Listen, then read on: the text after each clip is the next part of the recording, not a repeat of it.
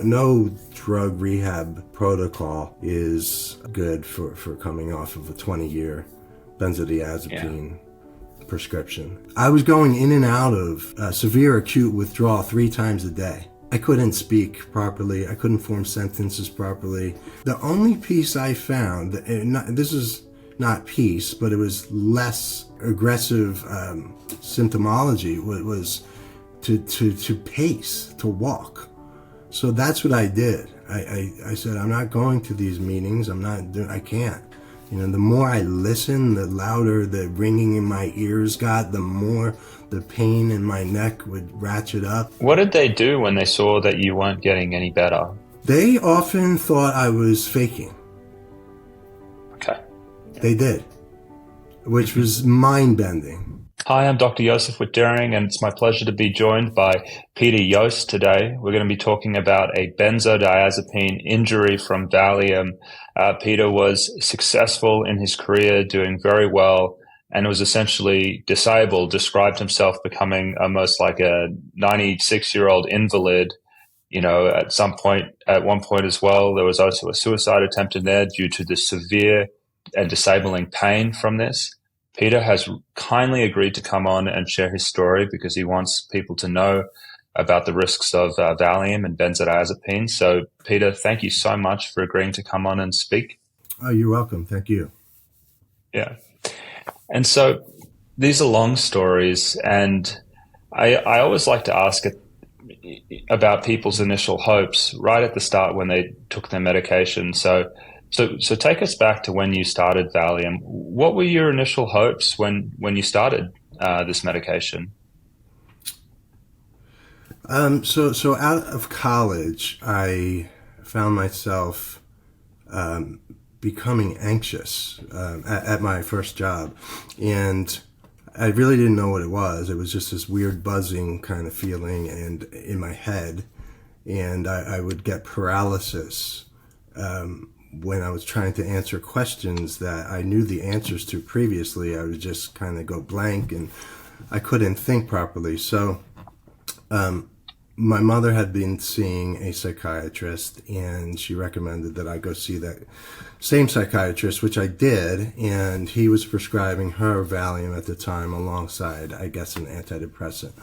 And so that particular psychiatrist basically did the same thing for me. He wanted me to try Zoloft and supplement it with Valium. And out of the gate, I was prescribed 10 milligrams 4 times a day as needed. And that's what the bottle said. So take 10 milligrams a day 4 times, wow. Okay. Or sorry, take 10 milligrams up to 4 times a day.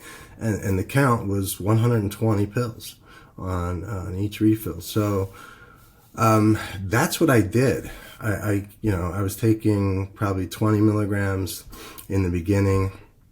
The Zoloft made me feel terrible. I tried a couple different SSRIs. They never really worked. So the Valium actually worked. It worked really well. I had a very good career that was really, there was a lot of public speaking involved in my career, which is usually a driver of anxiety. And it was no longer an issue for me. So the Valium was working well. I was, things were generally good. Anxiety was gone, and I was very productive. When did you first start to notice side effects from the medication? About 11 years in, around 2010, I started feeling extreme tension and pain in my neck and cervical spine area. It became chronic, and it still remains to this day up in this area here. Mm-hmm. I now know this is part of tolerance withdrawal. It was severe and persistent enough so that I sought help from an orthopedic doctor for facet injections and other treatments to remedy, but nothing helped. This was a series of trips to the ortho, for even Botox injections, and nothing helped. So now knowing that tolerance withdrawal is typically presents in a paradoxical way to how the medicine makes you feel. So if the medicine's making you calm and loose, the paradoxical would be ramped up and tension bound. So my neck tension in 2010, about 11 years in, was the first sign of tolerance withdrawal, but I did not know it was coming from the Valium.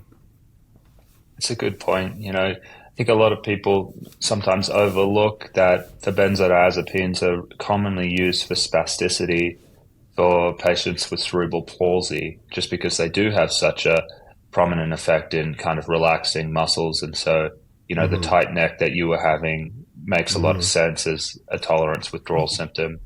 Yeah. Aside from that, did you notice anything else? Because I know along with the muscle problems, sometimes people can have anxiety problems or sensitivities and things like that. Did any of those other kind of with tolerance withdrawal type symptoms creep in around that time, or was it mainly the muscle tightness? So the first symptom was the neck tension, and that was, like I said, about 11 years in. About 4 years later, I started getting severe reactions to leafy green vegetables. So I'm a guy that could eat anything at one point, and then suddenly, after eating large amounts of leafy green vegetables, example would be a salad that had like a spring mix, if there was spinach in it. About 20 minutes later, I would get this nasty agitation and anxiety and kind of electricity type tension and feeling in my, again, it's always presenting in my cervical spine. So it was bad. It was extreme sensitivity, marked by a lot of wakefulness, and just inability to kind of sit still when these reactions occurred. So that was my second piece of information that pointed me in the direction of maybe this was something that Valium was causing, but still was not certain. Okay. And so I'm sorry to interrupt. Often when those reactions occurred, I would redose the Valium to make it go away, not knowing that this was the cause. So. And when did you realize for the first time that maybe these seemingly unrelated things were due to the Valium you had been put on? Well, between 2015 and 2019, so like between 15 years and 19 years in, I was really starting to, understand that I think Valium might have something to do with all this, but I'm not certain. So I went on this, wild goose chase of looking for doctors to help me, which I hear that all the time now. Now that in hindsight and reading stories of other people who have been injured, I hear this all the time. You go on this crazy search to figure out what's wrong with you, and every single doctor to a T is saying there is nothing wrong with you. All your tests are fine, et cetera, et cetera. I had Lyme disease testing. I had heavy metal testing. I had just about everything done. I spent thousands of dollars. I bought supplement after supplement after supplement, trying each of them and quickly discarding them because they caused more problems. So. And when you mentioned that you had a Lyme disease diagnosis, I hear this really frequently from a lot of my patients because they just feel bad. I mean, they feel fatigued. They feel like their mood is unstable, and they feel really run down. Were you experiencing those things as well? Was that how you kind of you ended up in the Lyme disease rabbit hole? Well, I didn't get diagnosed with Lyme. Okay. I got tested for Lyme, and Okay. so because I was experiencing at this, between 2015 and 2020, I was having massive food intolerances, chronic neck pain, and now the brain fog was seeping in. So I Yes. couldn't really think. I couldn't think properly. And then at that point, my psychiatrist was sending me Adderall to help me Oof. think. So now I've got an accelerator and a gas pedal and a brake moving at the same time, just so I could keep working. Um, it was terrible. It was terrible. So when did you realize that it was a Valium problem? Because it seems like there are a lot of clues along the way, the food intolerance symptoms seemingly Hmm. clearing up with the dosing of the Valium would make you think like that. And then I guess you rule out all other potential medical causes because it seems like you're seeking consultation with a lot of doctors. Hmm. When did the shoe drop? And you said, you know what? I think this is really a So Valium so problem the and they've missed the it.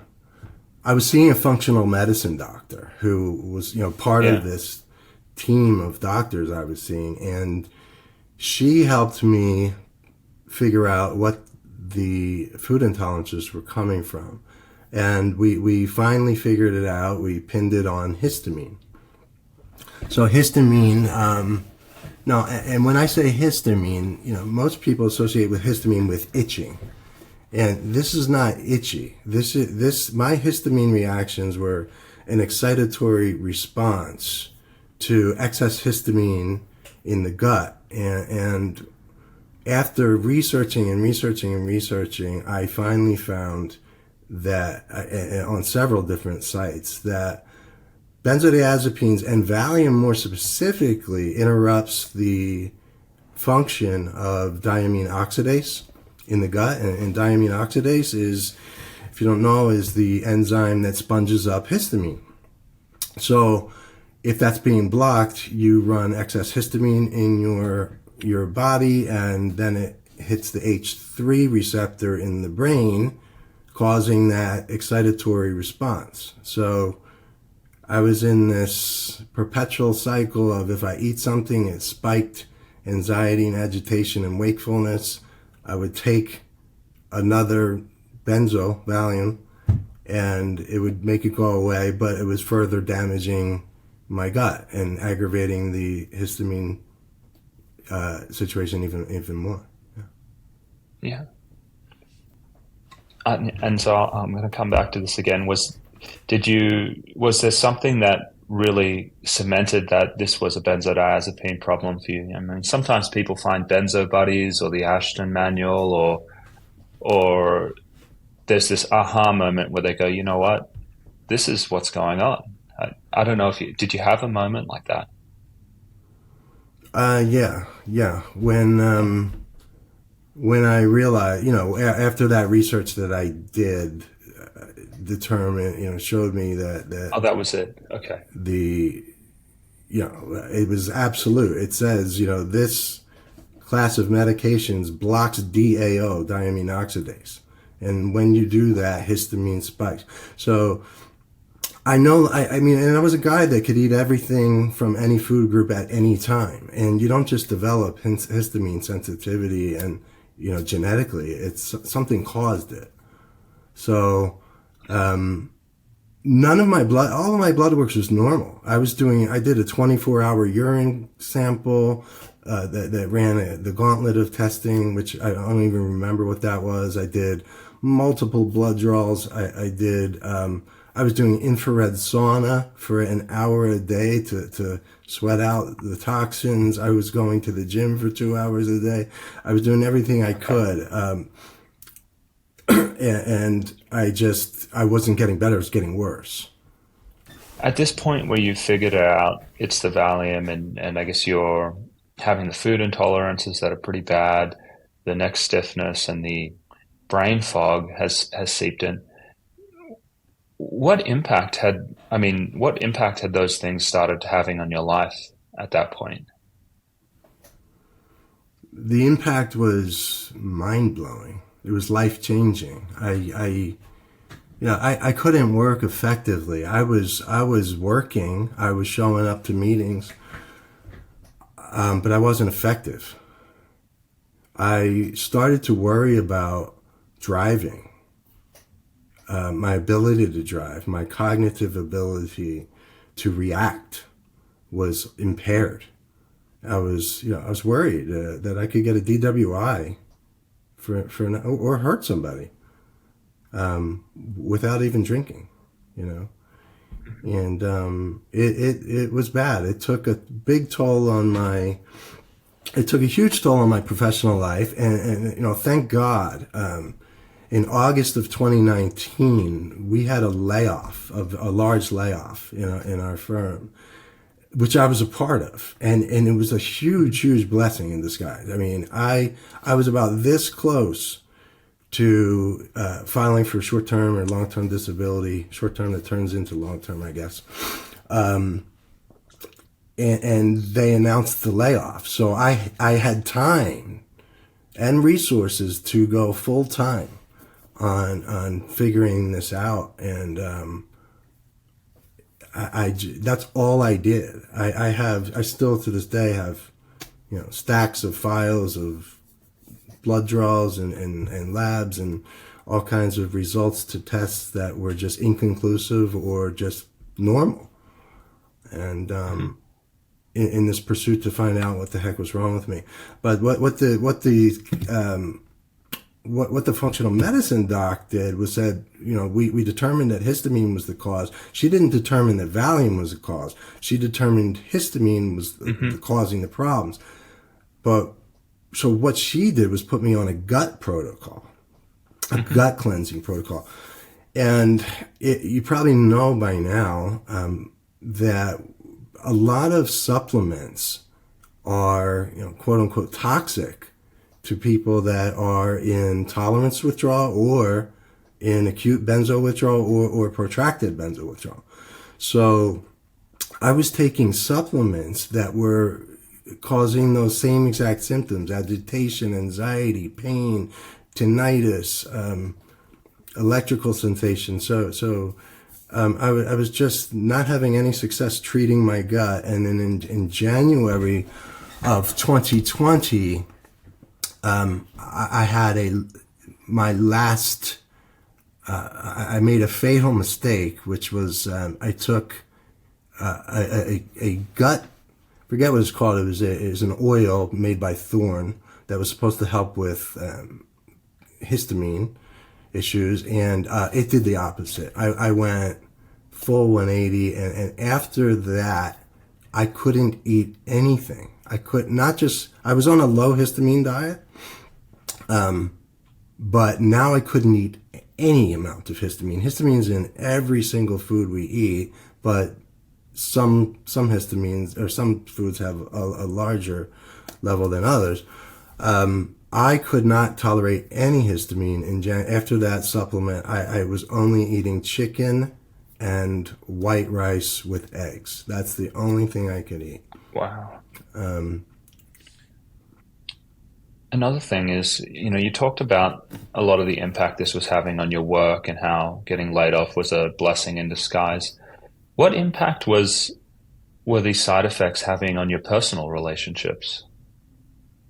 My wife is very understanding, and so she understood. My two children are not living with me,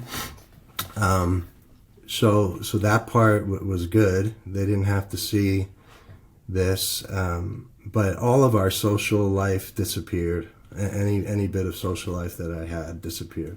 I was full-time working on my health. My wife was alongside for the ride and watching, and she was there for me to help all the time. And I needed her. Yeah, I needed her. Yeah. I know the story takes a turn for the worst because you briefed me on it earlier on.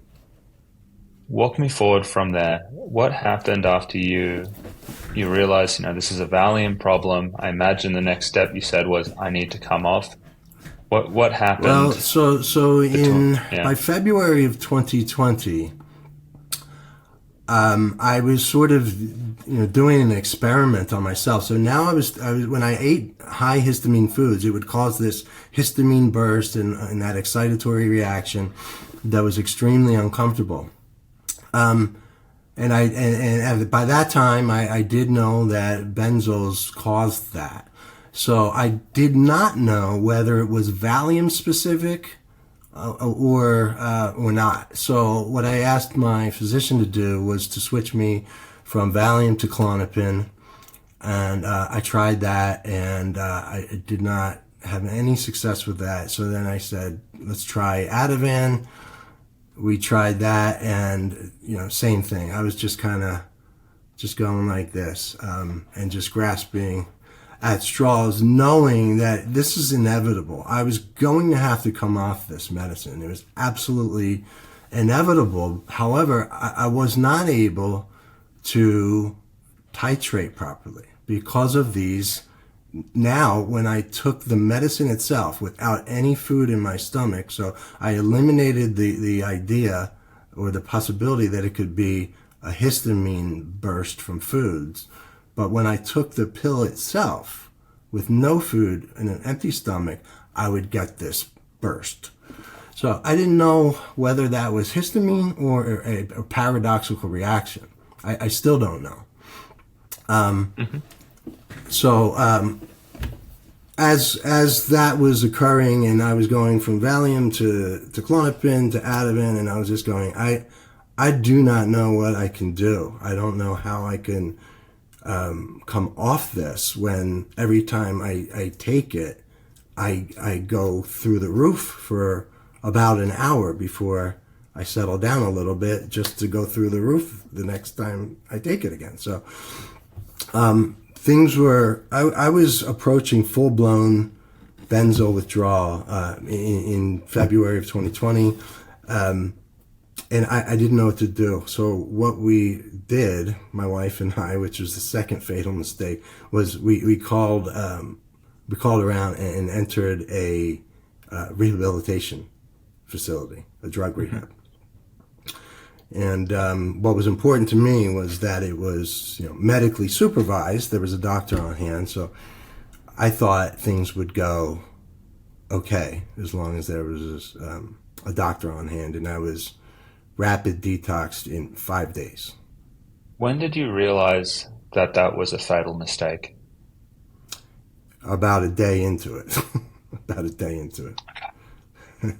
Yeah. I've never experienced pain or psychological or physical trauma of that nature, and I hope nobody ever has to do that ever again. I mean, this is a level of discomfort. I describe it as being stuck or attached to a cattle prod without being able to remove myself, or having your fingers stuck in an outlet without being able to remove your fingers. That's the electrical component. I felt like I was lit aflame from head to toe. That was a very, very intense fire and burning sensation from the bottom of my feet to the top of my head. I did not sleep for that entire week. I paced. I walked in circles until my knee, my right knee, the tendons were I guess wearing because I got a lot of pain and irritation in my right knee, because the way this rehabilitation center was laid out, it was kind of like a figure eight, and I just kept walking through the hallways. I was on the floor a lot. I was writhing in pain a lot. I was moaning as a 45, 46-year-old man. And I was being told, hey, we know benzos are hard, but you'll get through it. That was it. Talk to me about your transition out of there. Did you stay the whole time, or was it, I don't know, was it just a quick detox, or did you leave? Did you come to the realization that you weren't going to get the help that you needed there. What was the exit like from that facility?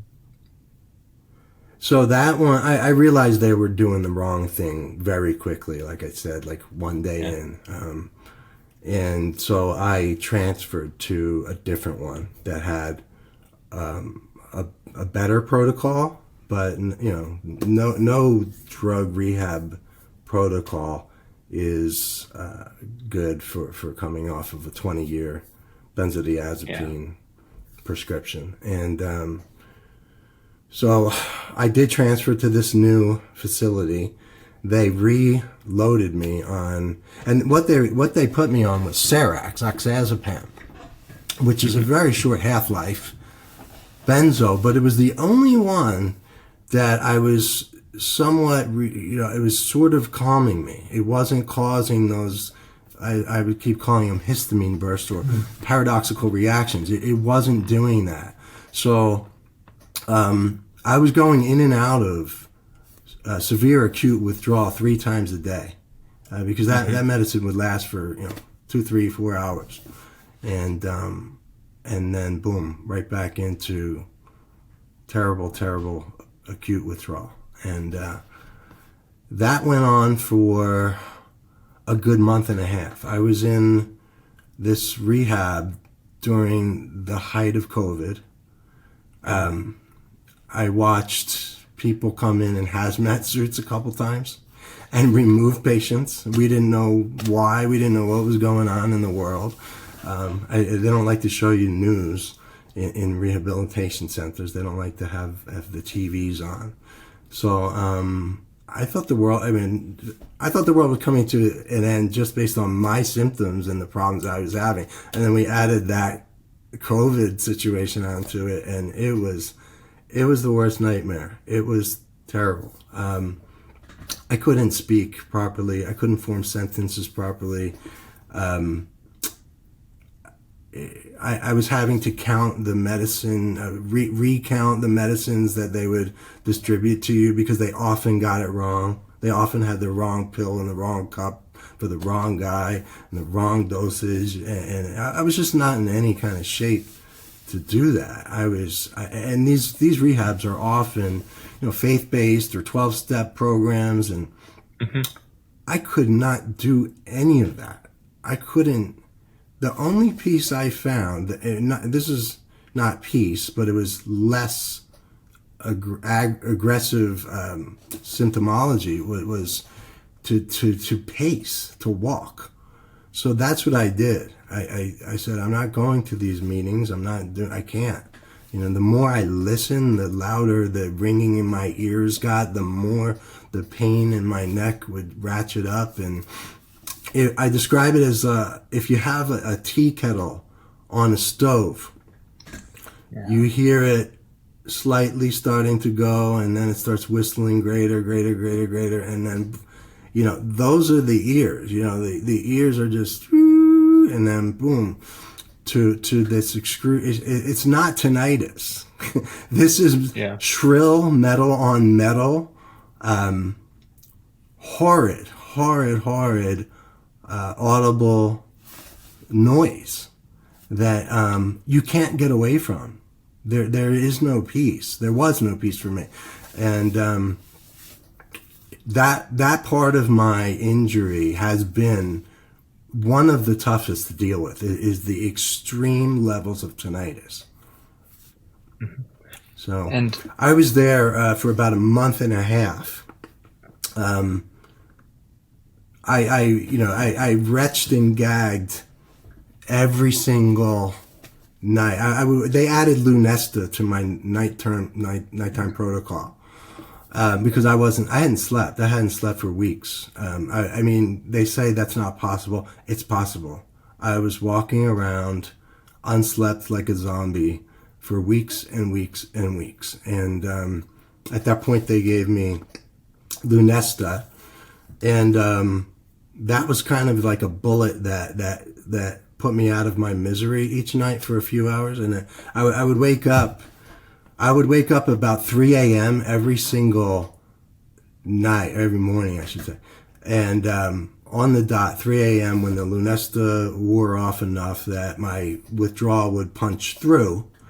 And then from 3 a.m. to about 8:30, I was on the floor in the fetal position, retching and moaning, and until first medication, which was 8:30 a.m., where I would get 15 milligrams of Serax, and that was a cycle that I was in for a month and a half there. I was stuck there for a month and a half.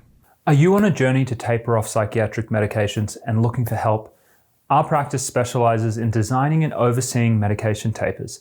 Our services are available for patients living in select states across the US.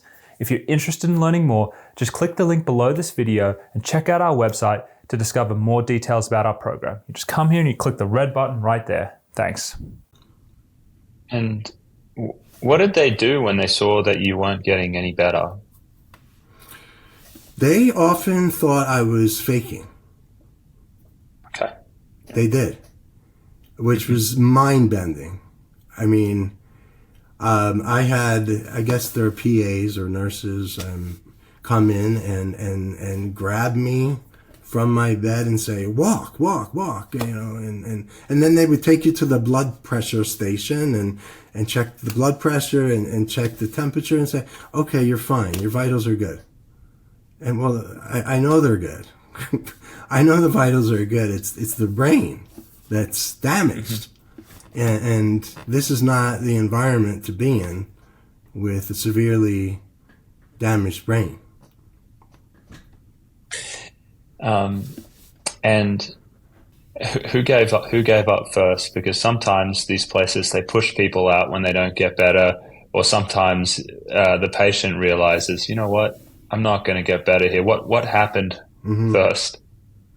Well, it's funny. Yeah, it's funny you mention that, because these places they churn people. You go from one rehab and they send you to another one to be sent to another one. I mean, they talk to each other. So they as soon as the insurance runs out at one, they try to send you to another. And I think they probably have some sort of reciprocal agreement in place. But I think at the time of my discharge, they were so taken aback from my condition that they were ready to say sayonara. And I had to go. I was at the point where I think being here is preventing me from any kind of healing. So maybe if I'm back at home, I would do better. What did your wife do when you returned in that state? Oh, geez. My whole family thought I would be better when I, came home. Like, you're going to rehab and you're going to be detoxed and you're going to come back healed, better, And I can remember having a conversation with my brother and my sister-in-law, and they said, you sound terrible. I could hardly talk on the phone. And they said, you sound terrible. I thought they took care of this for you. And I'm like, no, this is a long duration thing. This is going to be for a couple of years. And so was the start of my at-home detoxification journey. And when did you realize, I guess, what you said there, that this wasn't, that this wasn't withdrawal, this was essentially a brain injury, and that you'd sustained some brain damage, and that you were really in it for the long haul for recovery? When did that dawn on you?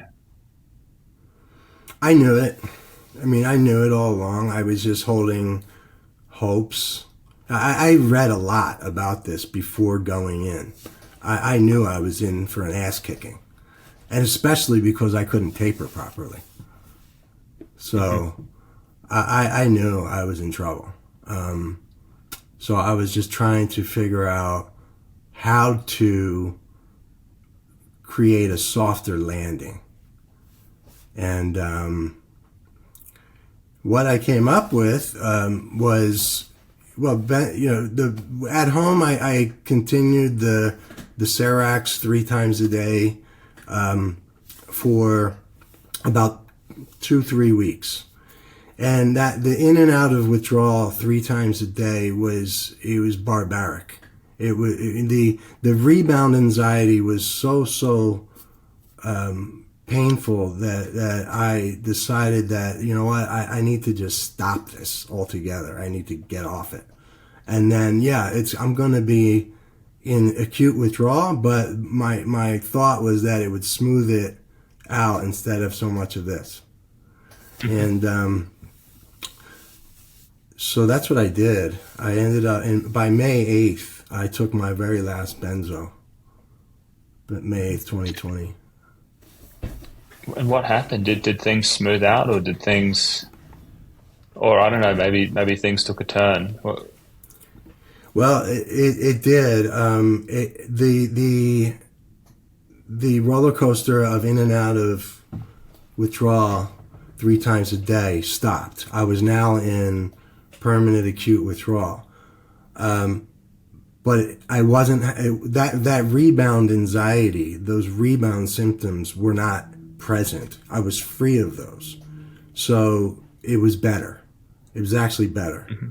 And at that time, I was using Benadryl because of the histamine thing, and also because of the calming nature of a Gen 1 antihistamine, and Lunesta at night. And Lunesta, and the thought process between the two is the Lunesta was the only way I was being put out of my misery each night by taking Lunesta, and I would sleep till 3-4 a.m.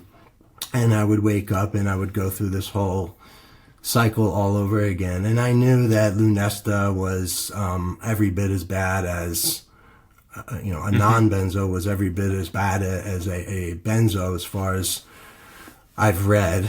The withdrawal could be pretty substantial. So I didn't want to stay on it very long, but I thought of it as, this is my tapering. I wasn't able to taper the Valium. So I was responding to the Lunesta. It was working as it was supposed to work. It was working, as a sleep med. So I was able to reset each night by getting a few hours of sleep of Lunesta. During the summer of 2020, things were so bad, however, my motor skills were gone. I was uncoordinated. I was having trouble chewing. I would often bite my tongue. I would get ulcers all over my mouth. And I would bite too hard. I would I would clench my teeth together. And I did so one time hard enough that my jawbone chipped. So the pressure was hard enough that a piece of my jaw fractured and punctured my gum. And it created an abscess that got infected. And so what happened was I had to go to a dentist, and this was experience going to the dentist in this kind of condition. It was the most terrifying thing I've ever been. I don't understand the fear, but this fear mechanism, I'm not scared of the dentist or anything really, but when you're in this state, the heightened amount of fear that you have is indescribable. It's unbelievable. So I went to the dentist and they prescribed me antibiotics. And antibiotics kicked my ass. So they ratcheted the withdrawal profile up probably by 100%. And they made it much, much worse. Do you remember what antibiotic you took? It was not a fluoroquinolone, which I was surprised that I knew about fluoroquinolones, and I told them I do not want one, and it was not. It was an amoxicillin, penicillin-based antibiotic, but it still revved me up to a great degree. So I sort of went backwards. I had some healing. I had a few months of healing under the belt, and then that occurred, and I went all the way back to the start line. And so things were not going real well at all. By August 2020, my condition was deteriorating to the point where I just could not function. I could not do anything, could not drive. I was in constant pain, constant misery.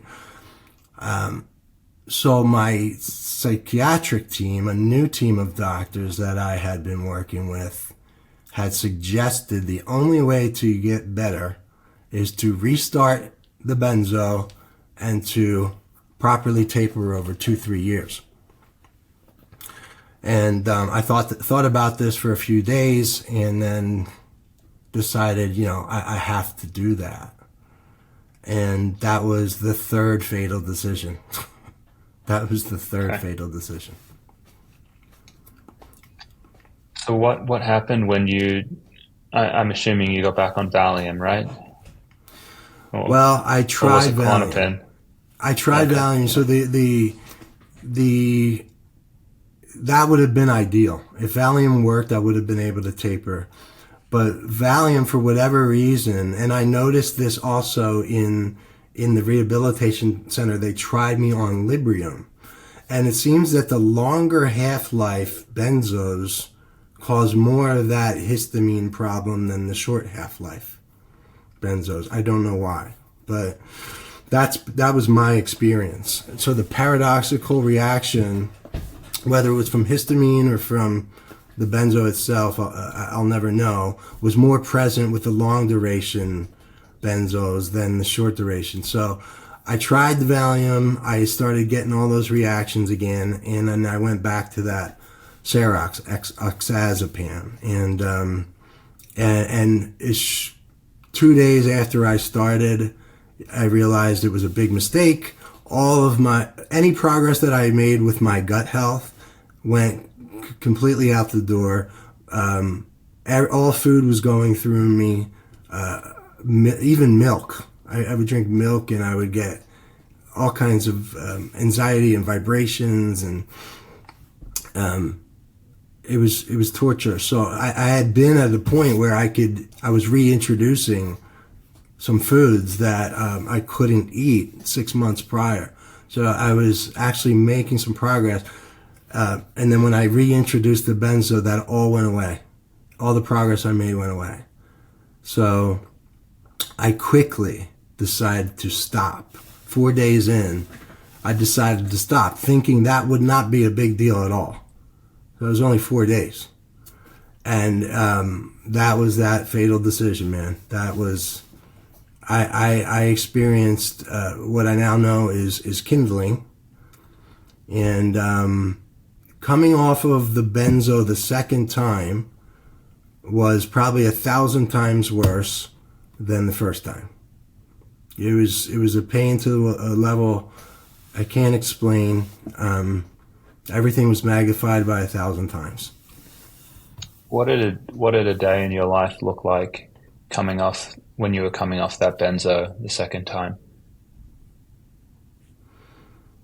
It didn't last very long. I was only like that for about a week until I tried to take my life, because the pain, and when I say I tried to take my life, this was not because I was depressed or anxious. This was because I was in a state like there was a cattle prod attached to me 24 hours a day, all night for the last 6 months. And we're being strapped into the electric chair, but you don't die. This was unbearable. So I took a bottle of Lunesta and phenobarbital and decided I need to sleep. I need to get out of this misery. I need to end it. I'm never going to be well again. I just was convinced of that. I was beginning to, I don't think I was in a psychosis, but we were in the Northeast. We went through a hurricane pass through. in August that took out the power for about a week in August. And it was super hot. The house was about 85 degrees. The toilets didn't work. The shower didn't work. We were sweating. The world was locked down. COVID was happening. It was an Armageddon scenario. And I was starting to think, you know what,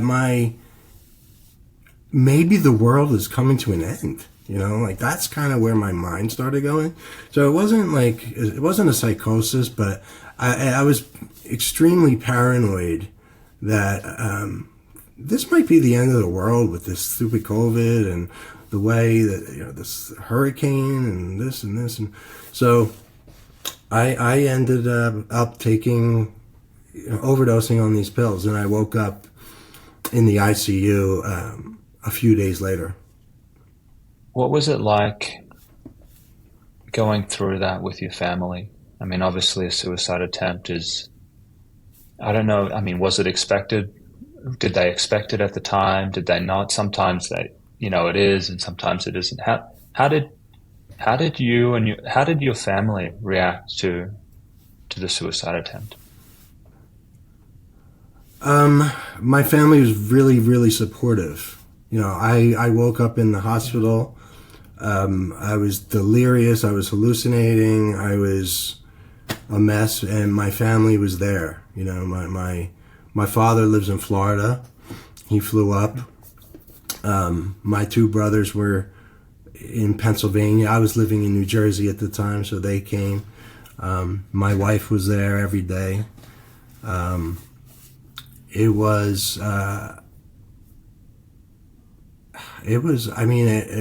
went as well as possible considering what I had done, but it was still misunderstood. It wasn't, I don't think they understood why I did that and how the amount of pain that I was in that caused that, and the amount of pain that I was still in when I woke up. It didn't really change anything. Made it worse, probably. Can you talk to us about what it's like suffering in the way that you did, and not having, and the people that you love and who know you well, being unable to understand, I guess, the depth of what you're going through? What's that like? I mean, it's just extremely frustrating, and at that time was also, the COVID was still alive and well, and I was trying to speak to every family member by phone, and I couldn't talk. Talking, I don't know how to explain it, but thinking of the words to say was such a task, and not a task as in like I'm tired and I'm lethargic. No, I was like this. I was so amped up, and my eyes were wide, and I was unable to sit still, and I was in so much pain, and I could not talk about how my day went, because my days were, it was just get through the next minute, get through the next minute. Get through the next minute. That's what it was. Did you feel like the doctors in the hospital understood why this had happened? No, not at all. No. They, the best thing that happened in the hospital was I landed on Depakote. They put me on Depakote. And although I was refusing I didn't want any other medicine. I was, I had read, and my experience with this process was less is more. Anything that I add has made the scenario worse. Even supplements, any vitamins, any supplements, certainly foods that have histamine, which included very, very healthy foods like spinach and stuff. You would think to eat healthy would equal quicker healing, And so I tried doing that just to be, kicked in the face after I did so. So, it was a nightmare trying to navigate that time and communicate how bad I was feeling, and that I was not tired. I was not lazy. I was in absolute despair. I was desperate. My brain was ricocheting. It was just constant. What was it about Depakote that was beneficial? So I didn't know at the time. I didn't know anything about Depakote, but it's for seizures, and I guess through a different mechanism of action, it increases GABA in the brain, and that's what the psychiatrist on hand at the hospital surmised, and that's why he put me on it. And I was able to, very uncomfortably, but I was able to sit still a little more in the hospital than I was when I was at home prior to that. Now, when I was at home prior to that, the akathisia was so bad that I begged my wife 3 times a day, 2 to 3 times a day, to put me in the front seat of the car and drive me around aimlessly. So the sensation of the motion of the car quelled some of the movement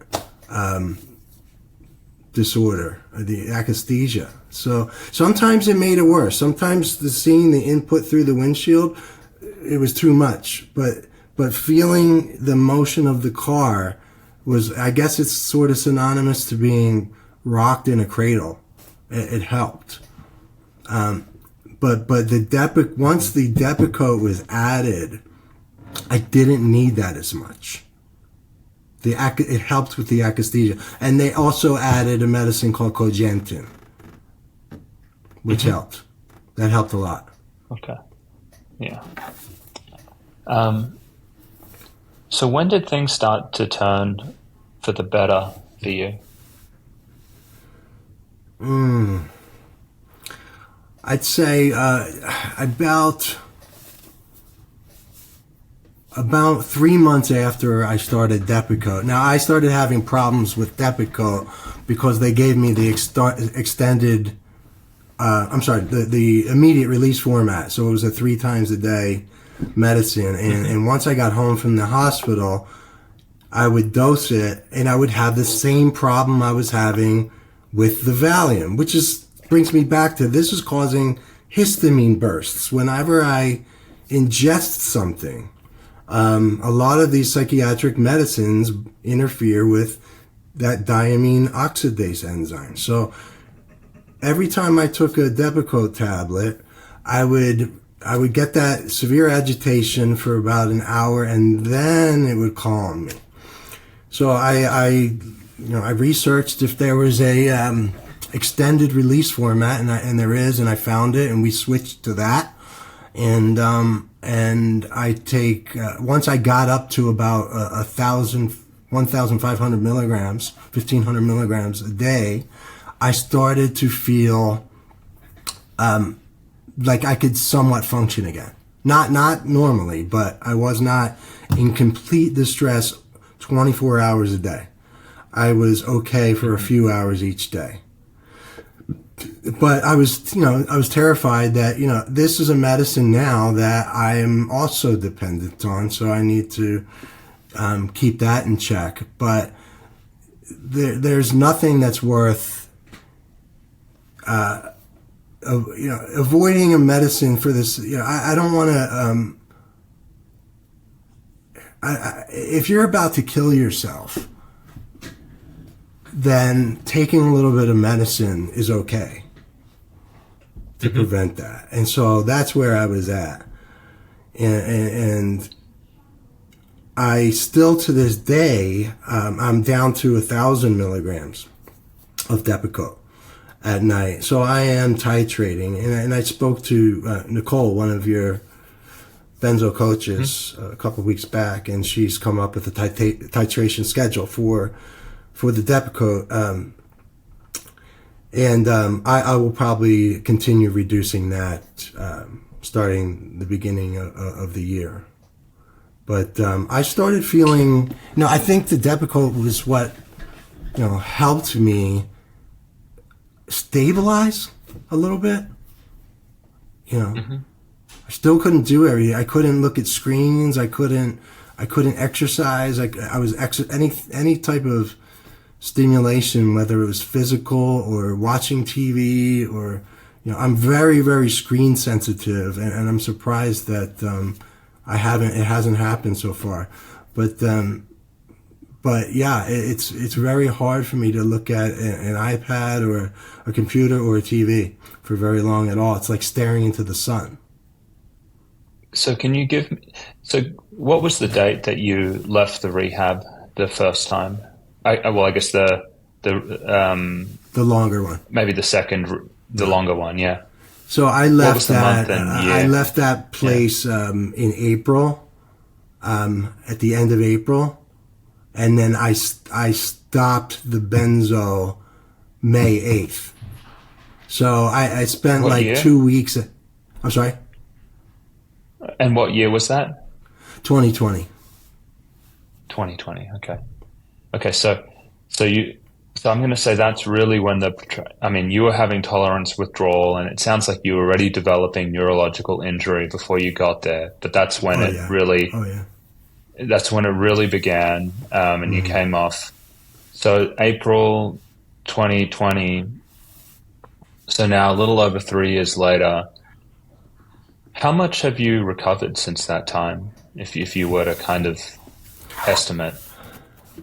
I mean, it's tough to tell because I have medicine on board, So if I was completely drug-free, I would say that I've recovered 60%. 50 to 60%. It's tough. I don't sleep well at all. I wake up several times a night. I get 2 hours of sleep at a time. I wake up, and then after a few days, then I'll sleep. My body will wear down, and I'll fall asleep. But sleeping is really tough. Screens are very tough. I lost the function of my hands. Ironically, I don't know why this happened, but I don't know if it's 100% because of the benzo, but there were times where I was getting this sensation like a bolt of lightning was going through my body and up and down my arms and my fists and down my legs. And I woke up a couple of years ago, about a year and a half ago, 2 years ago. I was waking up and I could not close my hands. And I didn't know why, and I was on the pursuit of looking for reasons why, and do I have arthritis and this and that. And it turns out that I have nerve damage in both elbows, in the ulnar nerve and also the carpal tunnel. And it's believed to be because I was like this in a fetal position for the majority of 2 years. Wow. So I had to have surgery in my elbows and my wrists this past year. Do you think you'll ever be able to work again? I have to. I hope so. Yeah. I do. I just don't know in what capacity, and I don't know. What kind of employer is going to hire a guy that needs to stay home every fourth day because of symptomology, or has to leave early because his head is vibrating. And I have a huge problem with internal vibrations. I still have that very, very badly. Internal tremors, internal vibrations, extreme screen sensitivity, extreme tinnitus, extreme insomnia, and extreme tension. Those are my main things. But if anybody has the akathisia is what put me over the edge. That is a condition that's unbearable. And if you're in that condition, I would suggest maybe trying Depakote and Cogentin. Cogentin helped with the Parkinsonian type movements. What's it like when your life changes so rapidly in the course of 4 to 5 years, that you go from being doing well in your career, great job, to essentially in a bowl for 2 years? What's that like? It's terrible. It's degrading. It's embarrassing. I often feel I did something wrong. I feel that I hold some responsibility in this for whatever reason. I take a statin at night, and it says take 1 pill every night, as directed. That's what I did with Valium. I took 1 pill up to 4 times a day. I did it every day for 20 years. And I didn't understand that this was a possible outcome. It's terrible what has happened to me. I've lost my livelihood. Now, thank God, I was in a position that I am able to self-fund this. But I did have to sell my home. I sold my home in New Jersey, and I moved to Pennsylvania. I fought for disability, and I won. But I don't think that's the outcome for most people in this case.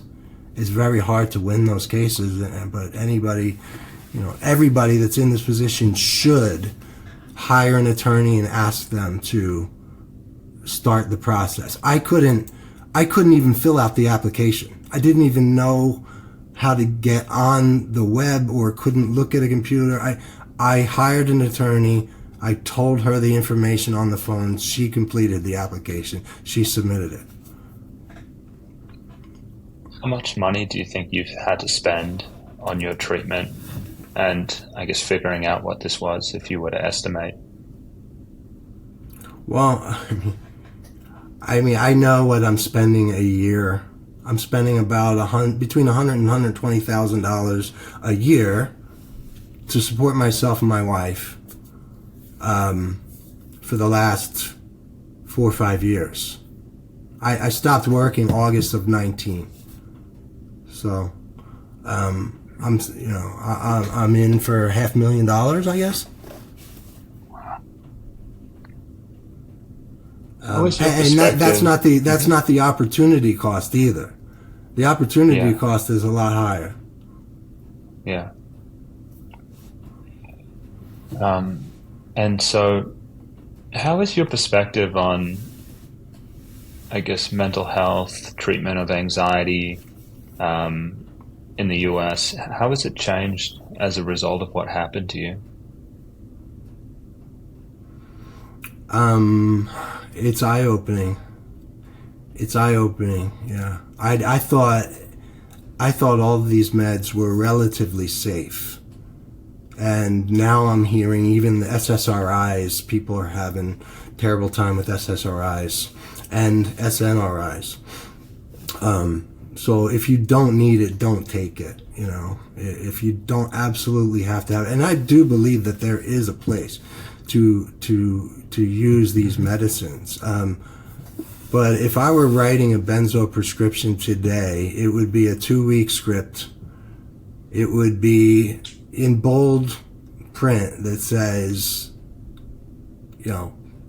as needed only, not daily. Only as needed, and I believe that there should be some sort of program instituted that says upon coming off of these medicines, you must enter a tapering program to prevent any neurological damage that can occur. Because I don't know if I'm going to get better. I really don't. I think I will, based on the stories I've heard. I'm optimistic about it. But I'm not certain. you know. Yeah, and I would just echo that, having done this for 4 years, working with a lot of people just like yourself, that is the trend, and even the Yeah. people where it's lasting, 5, 6, 7 years, they're still getting better. And so it's not a progressive condition. It's definitely one that continues to recover over time. And so I would say I'm right there with you in terms of the expectations for recovery. Should definitely be there. That is the norm of what happens with this. Yeah. I do believe I'm kind of on the far end of the injury spectrum. So it's going to take me maybe a little longer than the next guy. And thank God the disability is in place right now. But they do have the right to review my case every 3 years. I don't know how often they do that. But if they do it, then I have to resubstantiate my claim. And it was hard. It wasn't easy to convince a judge that something was wrong with me on a level that precluded me from working. I'd like to invite, I'm about through my questions now, and so I want to ask you, Peter, what's something that we haven't covered which you'd really like to share with the audience that watches this channel? Don't give up hope. I was on the extreme end of things, and I think that we all will heal. And if you need, I got very regimented in my withdrawal process. I was very, very strict with myself, saying I cannot take anything. I must go by the book and by what I have read on the internet, which says don't take anything because it's going to make you worse. And by doing so, I got myself into a position where I almost took my life. Now, I don't mean restart your benzo, because that caused a kindling problem, and that is, you need to avoid that. But if there is another medicine out there that you can lean on, certainly do so before there is a solution before you try to take your own life. I mean, that's the ultimate solution, and it's no good for anybody. Yeah, I've had a lot of patients that I've ended up placing on fentanyl, due to pain and things like that, for that exact same reason. No one wants to take an opiate, let alone a strong one like that. But if the choice is between taking your life and doing something, then I think you take risks, and it's a reasonable risk given what's at stake. Well, the other thing I want to say. I'm sorry, I didn't mention that I didn't take fentanyl, but at the time where I had to put my house for sale, I could not do that. I couldn't get through that process. I couldn't read the documents. I couldn't get my house in order to prep it for sale. My physician had sent me a script a year prior for buprenorphine, which scared me to death. I sat on it. I didn't fill it. And then right around the time I needed to sell the house, I revisited it. And this is Suboxone, for anybody listening that understands. That's what opiate patients take to stave off their withdrawal. A light script, a 2 milligram script, was what I took, and it got me through this portion of withdrawal that was so tough, and I am now off of that. You can take a shot, a Sublocade shot, which microdoses you off of the Suboxone, which it arguably there's no withdrawal. So This Peter, this house that you sold when you moved, how long had you lived in that house for? 13 years, something like that. Yeah. All right. So one thing I want to say, because we talked about kindling, and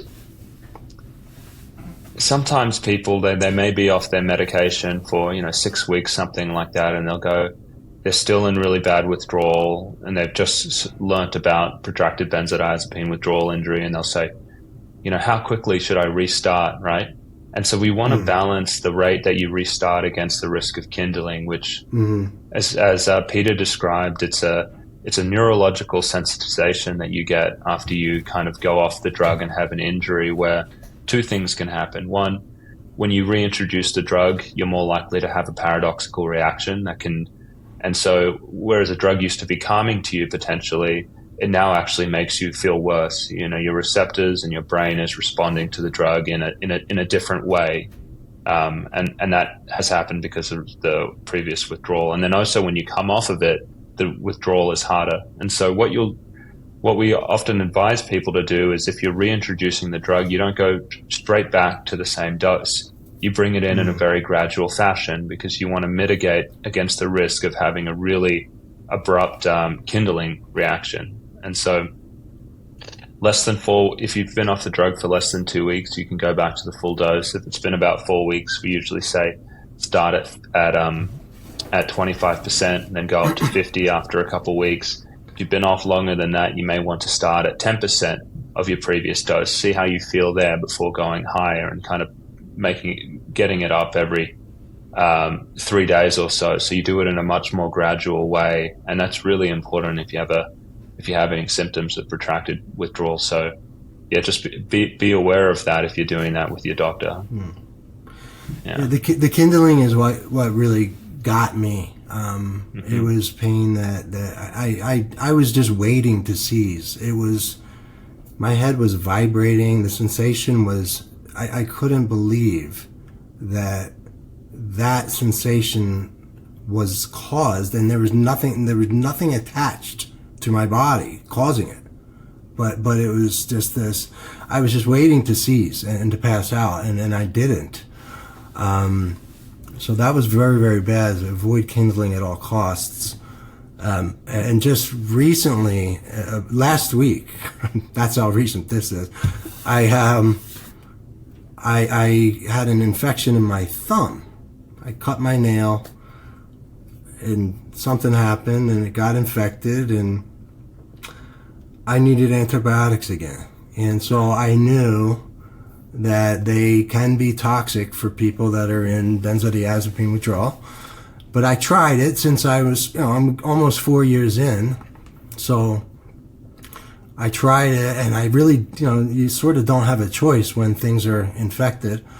And I couldn't tolerate it. So about a day and a half I lasted on the antibiotic, and the decision to take an X-Acto knife and cut the thumb open was more palatable than taking antibiotics. And it was just, I was in terrible, terrible, terrible distress.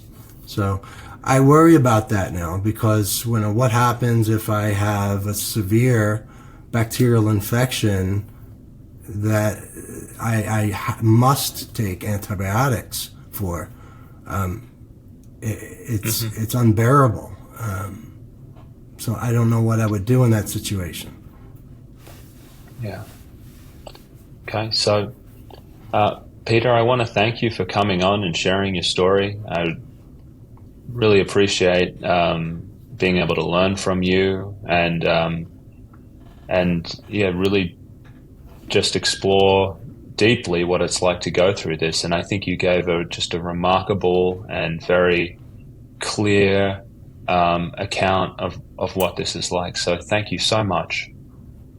Oh, thank you so much for your time, and thanks a lot for what you're doing and bringing light to this terrible, terrible topic.